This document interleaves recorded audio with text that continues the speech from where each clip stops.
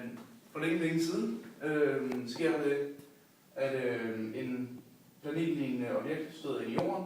Det resulterer i, at en masse klipmateriale er slået løs, og det kommer så i omløb rundt omkring jorden. Det samler sig så efterhånden til en større klump, og den klump kalder vi så i dag for månen. Stillingen er obvious. Det er jorden. Det er månen i sine 1, 2, 3, 4, 5, 6, 7, 8 forskellige faser. Første fase, det kalder vi for nymånen. Der kan man ikke se noget af månen. Så har vi tiltagene. Der kan man se lidt mere af månen. Så har vi første kvarter, der kan man se mere af månen. Og så har vi tiltagene igen. Der kan man se endnu mere af månen. Og så har vi fuldmåne, hvor man kan se sådan en helt skive. Og så har vi aftagene, hvor man kan se lidt mindre. Så har vi andet kvarter, hvor man kan se endnu mindre. Og så har vi aftagene igen, hvor man kan se endnu mindre igen. Og så har vi nymånen, hvor man igen ikke kan se endnu mindre. Måneformørkelse.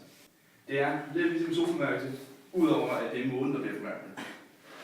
I modsætning til en solformørkelse, så er der ikke her tale om en fuldstændig formørkelse. Der vil stadigvæk være et svagt lys på månen. Det, der egentlig sker, det er, at månen bevæger sig ind i jordens kernesky, som man kan se her, hvor der ikke kommer noget direkte sollys ind. Før den bevæger sig helt ind i kerneskyen, så vil den være inde i noget, der hedder halvskyen. Det er det her område her, som man kan se markeret med de her streger her, hvor der kun kommer meget lidt sollys ind. Det kan så halvskyen, fordi der er kun nedsat lysstyrke. Tidvand. Tidvand, det kommer af månens tyngdepåvirkning af jorden og havet. Det kan trække i havet, og det kan hæve dem op til 4 meter. Der er noget, der hedder flod, det vil sige højvande, og noget, der hedder ebbe, det er lavvande. Det er der en gang om dagen.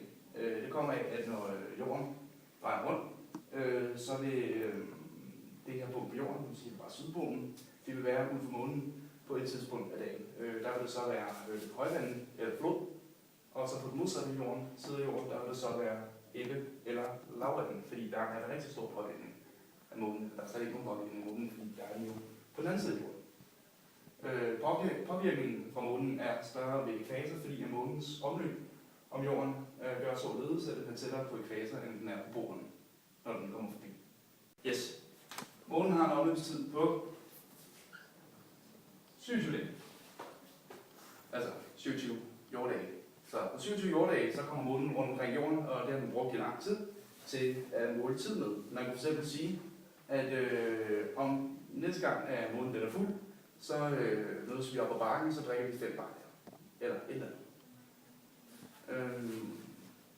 Man har også brugt det til at forudsige vejrfænomener. Man sagde f.eks., at hvis der var fuldmåne, så var der større sandsynlighed for nattefrost.